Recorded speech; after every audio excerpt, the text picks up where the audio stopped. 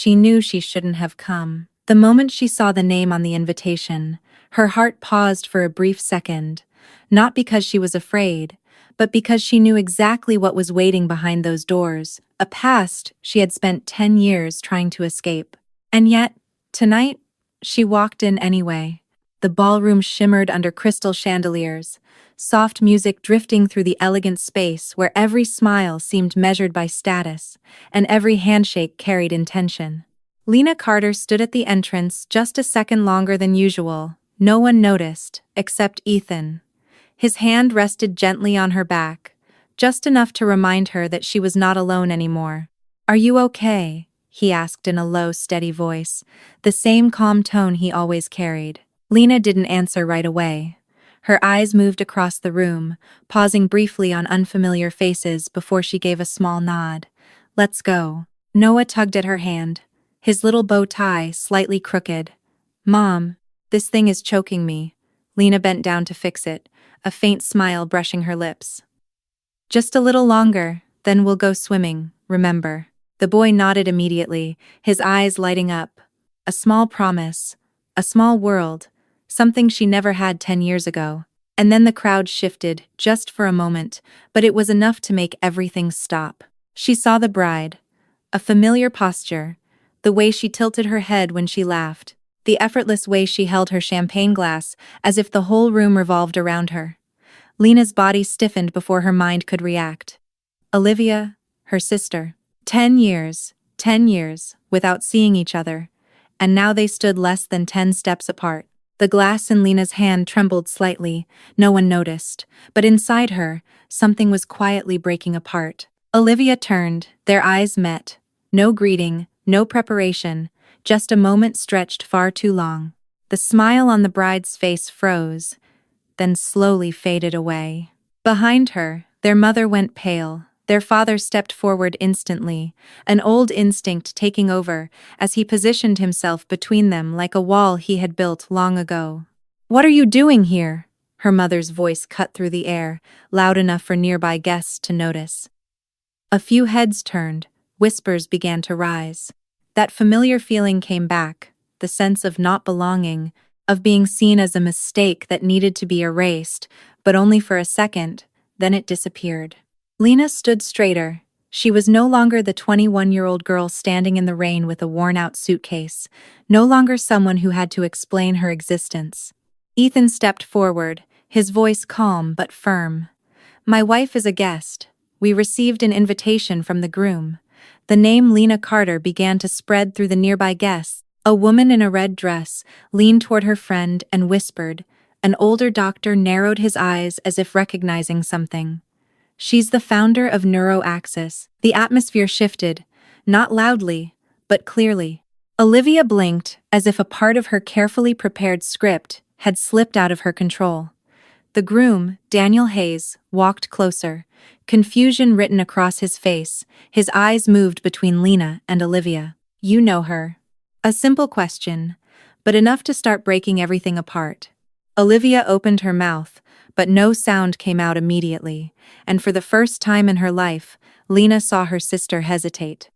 Noah tugged gently at her hand. "Mom, who is she?" A small question, but it echoed clearly in the room. Lena looked down at her son, then at the woman in white in front of her, a piece of her past, a piece of what used to be called family. She smiled softly.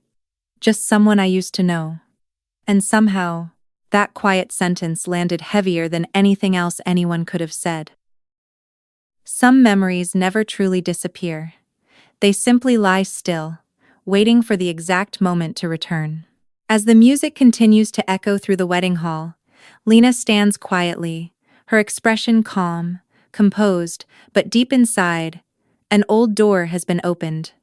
10 years ago, the rain that day was not heavy, but it was enough to make everything feel colder. Lena stood in front of the house, her hand gripping the handle of her suitcase so tightly her knuckles turned white. The suitcase was small, holding only a few clothes, a few books, and a belief that had just been crushed. "You have no right to come back if you chose to leave." Her father's voice came from behind the closed door. Not angry, not loud, just cold. like a sentence that had already been decided. Lena did not cry at that moment. She simply stood there, in the rain, as if standing long enough might make someone open the door, might make someone say it was all a misunderstanding. No one opened it. Inside, Olivia was preparing for her spring break trip, a trip the family called a deserving opportunity, an opportunity paid for with Lena's tuition. She found out that same morning, when her school account was empty. No warning, no explanation. Just a number that dropped to zero. Lena remembered that feeling clearly. It was not shock, it was emptiness. As if someone had erased her entire life plan with a single click. She asked. Her mother avoided her eyes. Her father sighed as if explaining something obvious. Your sister needs this opportunity more. You are not suited for a high-pressure academic environment. One sentence. Soft, but enough to destroy everything. Olivia said nothing. She just stood there in silence, but in her eyes, there was no resistance, no guilt, only acceptance, as if it was right, as if Lena truly did not deserve it. That night, Lena packed her things. No one stopped her. No one asked where she would go. The door closed behind her, and it never opened again. The next day, Lena slept on Maya's couch. 3 months later, she was working 3 jobs, mornings at a cafe, where she learned how to smile at people who would never remember her name. Evenings at a hospital reception desk, where she saw exhausted faces and realized she was not the only one trying to survive. Weekends at a call center, her voice repeating scripted answers over and over again. Some days, she slept less than 3 hours. Some nights, she collapsed over her books, the lights still on, the pages still open. There was a time she almost gave up. It was a cold morning when she received an email from school. The tuition deadline had passed. If she did not pay within a week, her enrollment would be canceled. Lena sat on the back steps of the cafe, her hands trembling as she read each line. Maya sat beside her. She did not ask many questions. She simply handed her a cup of warm water. You've come this far, Maya said softly. Don't stop because of them. A simple sentence. But it was enough to keep Lena going, she continued. One day at a time. One step at a time. No one cheered. No one believed in her. But she kept going. Back to the present. The laughter in the wedding hall grows louder. Lena blinks once, as if waking up from a long dream. Everything around her remains the same. But she is no longer the person she was 10 years ago. No longer the girl standing in the rain, waiting for a door to open. Now she is the one who built her own door, and tonight she did not come to ask for permission to enter. She came because she already had a world of her own, one they could never touch. No one noticed the exact moment everything began to change. There was no explosion, no announcement, just a shift in the air, the kind that reveals itself through lingering glances that last a little longer than they should. Lena stood in the middle of the ballroom, her dress simple yet elegant, perfectly fitted but not designed to compete with the glittering gowns around her. She did not need to. There was something else about her, something that could not be bought. Confidence. Across the room, Olivia was laughing. A perfect smile, carefully practiced, controlled, refined. We always put patience first, she said gently, her tone polished just enough to impress. I manage our family clinic, and we've grown significantly over the past few years. The group of doctors around her nodded politely. No one challenged her. Not yet. Until someone did. Where did you study? An older man with silver hair asked, his voice calm but sharp. Olivia blinked once. Harvard, she answered without hesitation. Smooth. Too smooth. From across the room, Lena heard it. And she said nothing. She simply took a quiet sip of champagne. Beside her, Ethan tilted his head slightly. Are you going to— No, Lena interrupted softly. Not yet. She did not come here to destroy anyone. The truth did not need her help. It had a way of finding its own voice. A woman in a gray suit approached Lena, her eyes lighting up as she glanced at the small name card in Lena's hand. "Excuse me, are you Lena Carter?" Lena turned, offering a polite smile. "Yes." The woman could barely hide her excitement. "I saw your presentation last month. The neuroaxis system is remarkable. Our hospital is considering implementing it." It was not said loudly, but it was heard. Another doctor turned toward them. "You're the one who developed the AI post-surgical monitoring system." "Yes," Lena replied calmly. "We just reviewed the data. The complication rates dropped significantly." The energy in the room shifted. Subtly, but unmistakably, the looks people gave her were no longer curious. They were respectful. Across the room, Olivia was still speaking, but her voice had slowed. "We are also researching improvements in similar areas," she continued, but her eyes no longer held the same confidence. The silver-haired man frowned slightly. "Really? Because I recall Harvard discontinued that program a few years ago." A brief silence followed. Very brief, but enough to tilt the balance. Olivia laughed lightly. "Well, it depends on the professor. Some still." Her sentence trailed off, unfinished. Daniel stood beside her, his arm still resting at her waist, but the certainty behind that gesture had begun to fade. He looked at Olivia, then at Lena. It was a different look now, no longer polite, analytical. Noah tugged gently at Lena's hand. "Mom, people are looking at you." Lena knelt slightly, brushing his hair back. "It's okay." But she knew, the moment had arrived. She did not need to explain who she was. Others were already doing it for her. A younger doctor stepped forward. "Excuse me, may I have your business card? We've been developing something similar, but..." He paused, offering a small smile. "I suppose we don't need to anymore." Lena reached into her clutch and handed him a card. Simple, clean, no unnecessary detail. Just her name. And her company. Neuroaxis. The man studied it closely, then nodded, as if confirming something important. Across the room, Olivia had gone quiet. The smile was still on her lips, but her eyes had changed. For the first time that evening, she was no longer the center of attention, not because anyone took it from her, but because someone else simply stood there and was enough. Daniel took a small step toward Lena. No one noticed, except Olivia. And in that moment, she understood. Her position was no longer secure. And Lena? She remained exactly where she was. No display, no competition, no need to prove anything. She simply existed. And somehow, that was enough to change everything. The truth never arrives loudly. It comes slowly, piece by piece, until suddenly it can no longer be stopped. Daniel said nothing for the next few minutes. He stood in the middle of the crowded room, but his attention was no longer there. His gaze shifted to Lena, then back to Olivia, like a doctor reviewing a diagnosis and realizing he had missed the most critical detail. "Did you really go to Harvard?" he asked. Not loud, but clear enough. Olivia froze. 1 second. 2 seconds. The smile was still on her lips, but it no longer felt natural. "What do you mean?" she replied, trying to keep her voice steady. Daniel did not answer right away. He looked toward the silver-haired man who had asked the earlier question. "He said that program was discontinued a long time ago." The atmosphere began to shift. Conversations around them slowed. Eyes turned toward the couple.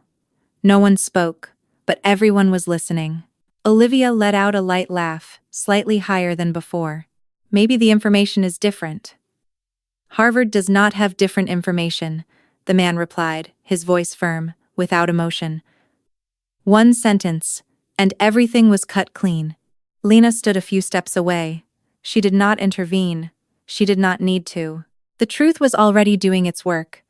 Daniel turned back to Olivia, this time looking longer, more carefully, as if searching for a different version of the woman standing in front of him. "Then, where are your records?" he asked. A simple question, but one without a simple answer. Olivia blinked, tightening her grip on the champagne glass. What are you doing?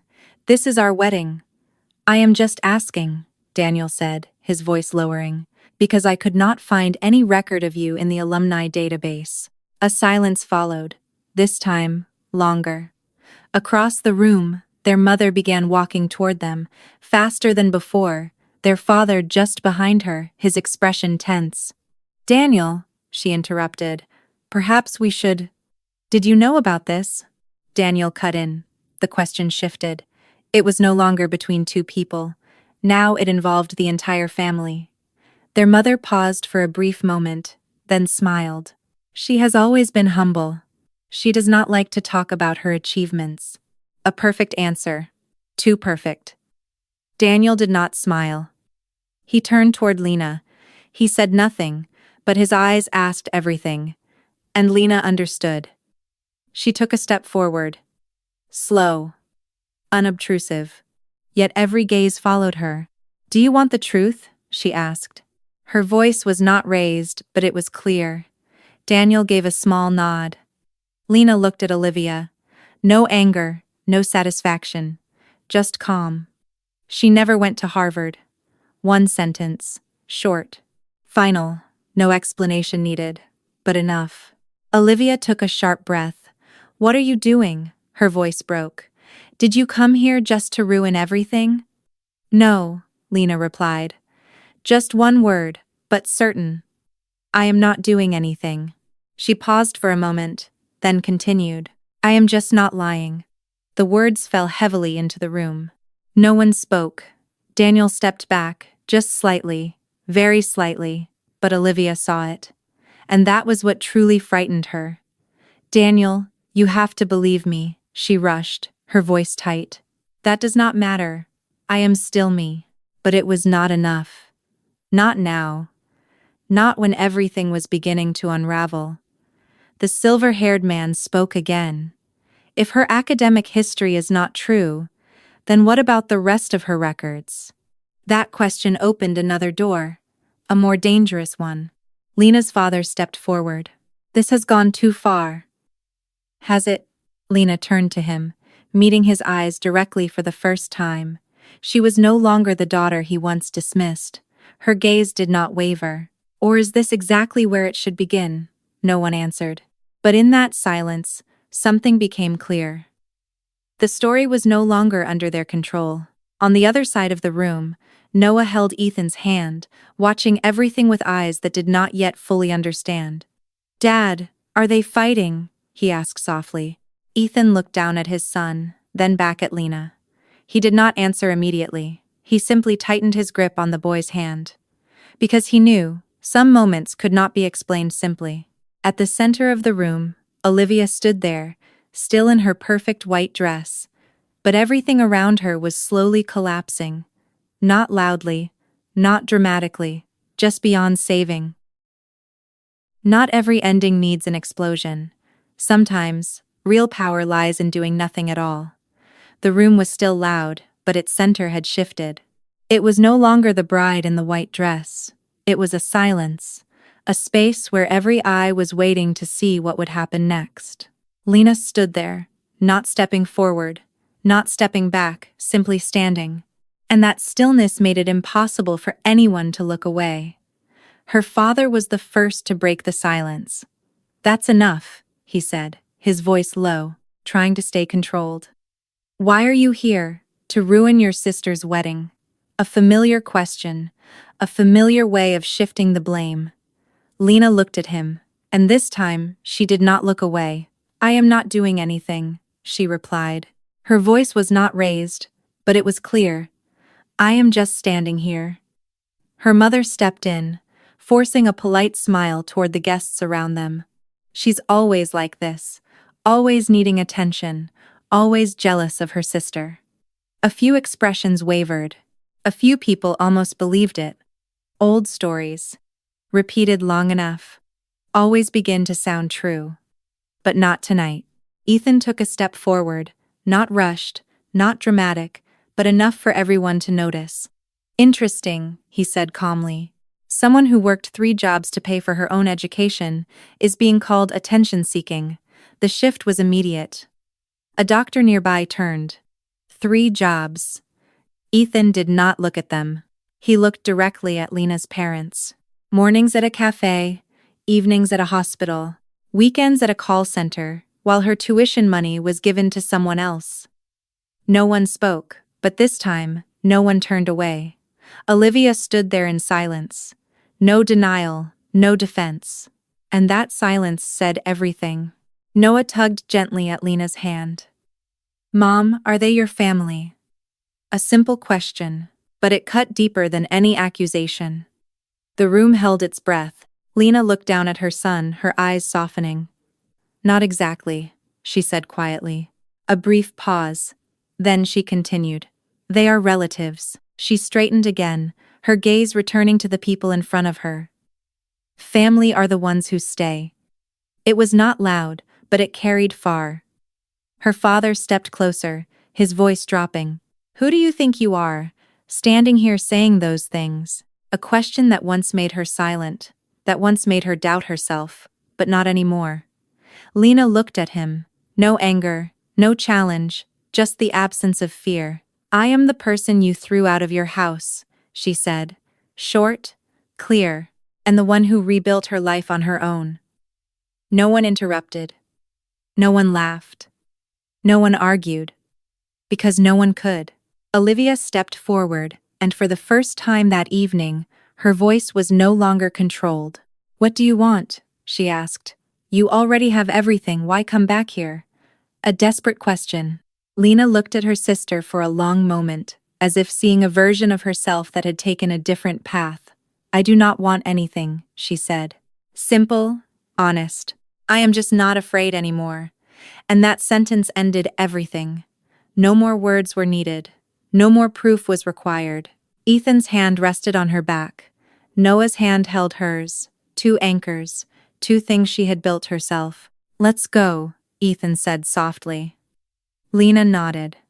She did not look back immediately. She walked, slowly, not rushing, not escaping, just leaving. Behind her, no one stopped her. No one called her name. No one had that right anymore. As they stepped out of the hall, the music resumed. Everything returned to how it was. But not really. Because once certain truths are spoken, nothing ever goes back to the same. Noah looked up at her, eyes bright. "Can we go swimming now?" Lena smiled, this time truly light. "Yes," she said. And for the first time that evening, she felt free. Not every ending happens in a single moment. Some endings arrive more slowly, more quietly, but they cut much deeper. 3 months after the wedding, Lena stood by the window in her office, looking down at the stream of traffic below. The city kept moving, as if nothing had happened. But some things had changed. The story of the Carter family clinic did not explode across major headlines. There were no dramatic breaking news clips, no viral videos, just reports, investigations, numbers, files reopened after years of being buried. Daniel was the one who started it. Not out of anger, but because he needed the truth. And once he found it, he could not go back. Olivia had never gone to Harvard. She had never managed any system. She was only a receptionist placed into a role she was never qualified for. And their parents, invoices, payments, services that never existed. Everything began to connect, piece by piece, like a picture no one had wanted to look at long enough to understand. The clinic was suspended. There were no handcuffs, no dramatic scenes, just closure. A sign taken down, a name disappearing. Daniel left soon after. No confrontation, no accusations, just a clear decision. He could not build a life on something that was not real. Lena knew all of it. Not because she followed it, but because the information found its way to her. And still, she did nothing. She did not call. She did not interfere. She did not take revenge. A part of her had wanted to. Just one call, one confirmation, and everything could have collapsed faster. But she remembered something it had taken her 10 years to learn. Not every victory needs to be proven. One afternoon, as sunlight slanted across the glass walls of her office, Her assistant knocked. "Someone is here to see you." Lena looked up. "Daniel Hayes." She paused for a second, then nodded. "Send him in." Daniel walked in, no longer carrying the same confidence he had at the wedding. His shirt slightly wrinkled, his eyes tired, but clearer. "Thank you for seeing me," he said. Lena gestured for him to sit. Neither of them spoke at first. The silence stretched, but it was not uncomfortable. "You already know everything, don't you?" Daniel asked. Lena nodded slightly. "Most of it." He let out a quiet laugh, not amused. "Then I will not waste time." He looked directly at her. "I submitted everything I found to the investigators, a decision that could not be undone." Lena was not surprised. "You did the right thing," she said. Daniel exhaled slowly, as if he needed to hear that. "I have thought a lot about that night," he continued, "about the way you stood there, not trying to prove anything, not trying to destroy anyone, just telling the truth." He paused. "Not everyone can do that." Lena did not respond. She simply listened. "Will you be involved in this?" Daniel asked. "Your testimony could change a lot." The question hung between them, heavy, real, unavoidable. Lena turned to look at the city outside the window. A moment of silence. Then she spoke. "No." Just one word, but enough. Daniel did not argue. He nodded, as if he had expected it. "I understand." He stood up, pausing for a moment before leaving. "You have already won," he said. Lena looked at him, her gaze calm. "No," she replied. "I just left the game a long time ago." Daniel walked out, the door closing softly behind him. Lena stood still for a moment. Then her phone vibrated. A message from Ethan.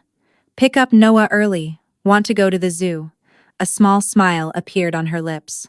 A different world, not loud, not complicated, but real. She picked up her bag and left the office, carrying no past, no resentment, only what she had built with her own hands. And ahead, there was nothing left that anyone could take from her. If you have ever had to walk away from a place that was supposed to be your family, would you go back, or would you keep moving forward? Share your story. And if you believe peace is the greatest victory, stay and follow for more stories like this. If this story made you feel something, don't just scroll away. Have you ever been the one who had to hold everything together when no one else would? Tell me your story in the comments. I read every single one. And if you want more real, powerful stories like this, make sure to like this video and subscribe to the channel. Because sometimes, the hardest truths are the ones we live through. And you're not alone in that.